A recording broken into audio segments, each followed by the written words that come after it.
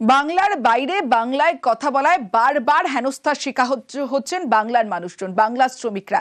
এবার গুরুগ্রামে রওনা তৃণমূল প্রতিনিধি দলের। গুরুগ্রামে বাংলা বলায় আটকে রেখে হেনস্থা, ডিটেনশন ক্যাম্পে আটকে রাখার অভিযোগ, চাপে পড়ে কয়েকজনকে ছেড়ে দেয় প্রশাসন। আর সেই গুরুগ্রামে এবার রওনা তৃণমূল প্রতিনিধি দলের।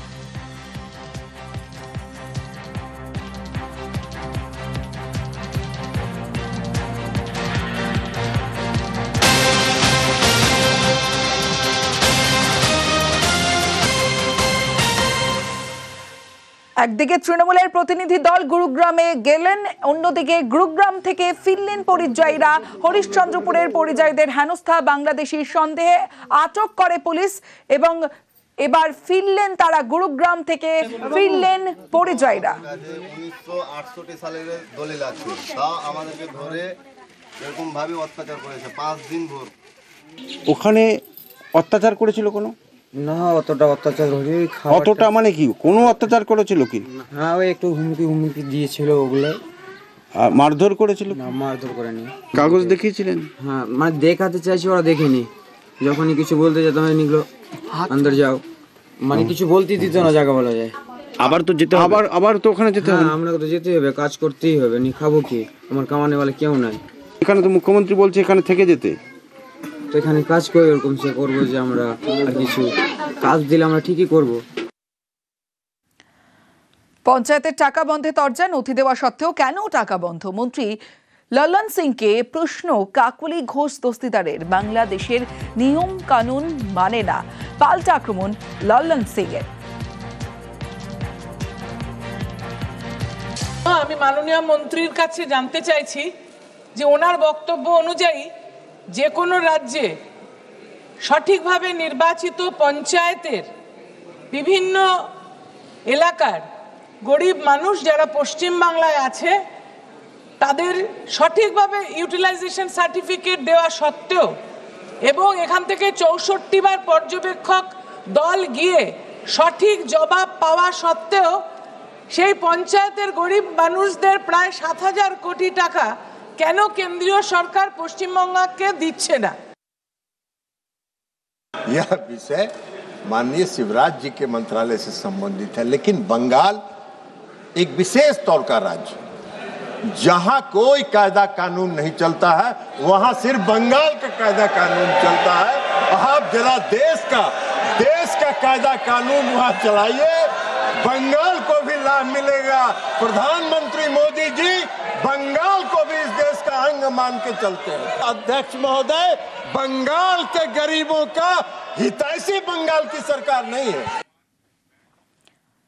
এবার দেখাবো সীমান্তে নাম তোলার ভিড়। সীমান্তে ভোটার লিস্টে নাম তোলার হিড়িক। 6 সীমান্তবর্তী জেলায় গত 25 দিনে নাম তোলার ব্যস্ততা, প্রবণতায় শঙ্কিত রাজ্যের সিইওর দফতর।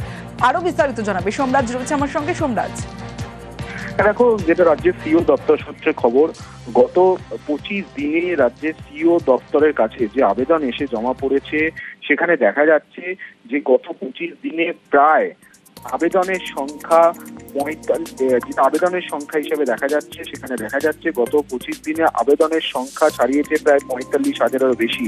যেখানে সব থেকে বেশি আবেদন উত্তর 24 পরগনা জেলায় 10,987টি আবেদন জমা পড়েছে উত্তর 24 পরগনা জেলা থেকে।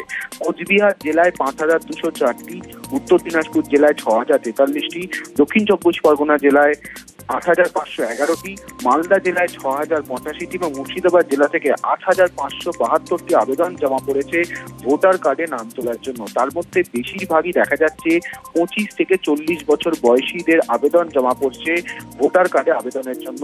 রাজ্যের এই 6 সীমান্তবর্তী জেলা থেকে এত সংখ্যক আবেদন গত 25 দিনে আসায় রীতিমতো চিন্তিত রাজ্যের সিইও দপ্তর, এবং যে আবেদনগুলি ইতিমধ্যেই এসে জমা পড়েছে তা নিয়ে খতিয়ে, যাতে তথ্যগুলি খতিয়ে দেখা হয়, তার জন্য ইতিমধ্যেই সিইও দপ্তরের তরফে প্রয়োজনীয় পদক্ষেপ নেওয়া হয়েছে বলেই সিইও দপ্তর সূত্রে খবর।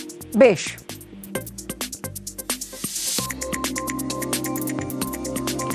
ভোটারদের বার্তা, মুখ্যমন্ত্রীর একজনের নামও যেন বাদ না যায়। রিভিশনের নামে এনআরসি চালুর চেষ্টা হচ্ছে, সাবধান বাণী মমতা বন্দ্যোপাধ্যায়ের।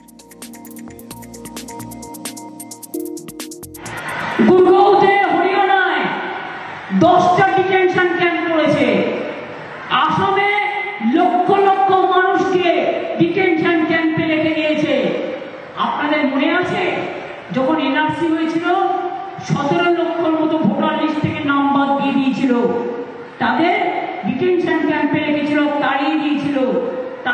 7 লক্ষ হিন্দুও ছিল, মুসলমানও ছিল, শিখও ছিল, খ্রিস্টানও ছিল, নেপালিও ছিল।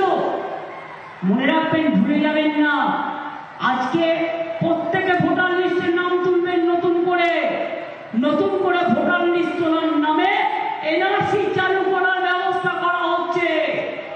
মনে রাখবেন, বাংলায় আমরা একজনও ভোটার লিস্টের নাম তুলতে যেন বাদ না রাখি, এটা জেনুইন ভোটারদের মাথায় রাখতে হবে। কেউ বাদ দিলে প্রতিবাদ করবে, বিএলওকে বলবে যে কেন বাদ দিলাম, জবাব দাও। আমি জেনুইন ভোটার, আমার ভোট বাদ গেলে আমি কিন্তু ছেড়ে কথা বলবো না। এটা আমার সাংবিধানিক অধিকার, আমার গণতান্ত্রিক অধিকার। আপনাদের মনে করিয়ে দিই, অঞ্জলি শীল, আমরা খবর দেখিয়েছিলাম যে অঞ্জলি শীলের যে এনআরসি নোটিশ, সেই এনআরসি নোটিশ প্রথমে সোশ্যাল মিডিয়ায় ভাইরাল হয়। সেই সময় অঞ্জলি শীল তিনি জানিয়েছিলেন তিনি এনআরসি নোটিশ এখনো হাতে পাননি, এবং গত শুক্রবার 25শে জুলাই আমরা দেখাই যে হাতে পান এনআরসি নোটিশ অঞ্জলি শীল। এবার অসমে ফালাকাটার অঞ্জলি শীল, নথি জোগাড়ে অসমের বাড়িতে অঞ্জলি। রাজকুমার রয়েছে আমার সঙ্গে, আরো রাজকুমারের সঙ্গে কথা বলবো। তার আগে দুদিন আগেই আপনাদের জানিয়ে রাখি, এনআরসি নোটিশ পান অঞ্জলি, অসমের ফরেনার্স ট্রাইব্যুনাল থেকে নোটিশ। আমার সঙ্গে রাজকুমার রয়েছে, রাজকুমারের সঙ্গে কথা বলবো। রাজকুমার, অসমে যাওয়ার আগে কি জানালেন? এর আগে তো তিনি জানিয়েছিলেন কি করবেন বুঝতে পারছেন না, আতঙ্কে রয়েছেন, অসম যেতে হলো আবার শেষ পর্যন্ত তাকে। দেখো তমশ্রী, একদমই নিজের যে নথি, স্কুলের নথি, এই সমস্ত নথি এবং যে বাবার বাড়ি যে সমস্ত ভাই এবং তার আত্মীয় পরিজনরা আছে তাদের সাথে পরামর্শ করার জন্য অঞ্জলি শীল কিন্তু অসমে যে বাবার বাড়ি, সেই বাবার বাড়িতে চলে গিয়েছেন। এখানে তমশ্রী বলে রাখি যে আজকে আর কিছুক্ষণ পরেই কিন্তু জটেশ্বরে এই যে এনআরসি যে নোটিশ, অঞ্জলি শীলকে যে নোটিশ, তার প্রতিবাদে মহামিছিল শুরু করবে তৃণমূল কংগ্রেস। এই মহামিছিলে কিন্তু অঞ্জলি শীলকে আমন্ত্রণ জানিয়েছিল তৃণমূল কংগ্রেস, কিন্তু তৃণমূল কংগ্রেসের ডাকে কার্যত সাড়া না দিয়ে নথি সংগ্রহ করতে অঞ্জলি শীল কিন্তু চলে গেছে অসমে। ফলে অঞ্জলি শীলকে ছাড়াই কিন্তু প্রতিবাদ মিছিল এবং মহামিছিল করবে তৃণমূল কংগ্রেস। ওইদিকে যেটা আমরা জানতে পারছি, অসমে গিয়ে অঞ্জলি শীল তাদের নিজেদের যে নথি, সেই নথি সংগ্রহে ব্যস্ত এবং আত্মীয় পরিজনদের থেকে কিভাবে এই যে ফরেনার্স ট্রাইব্যুনাল থেকে মুক্তি পাওয়া যায় তার পরামর্শ করতে ব্যস্ত। তমশ্রী, বেশ,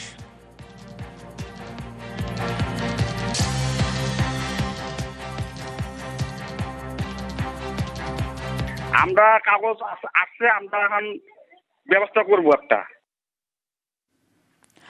আমাদের পাড়া আমাদের সমাধান, এবার গাইডলাইন নবান্নের।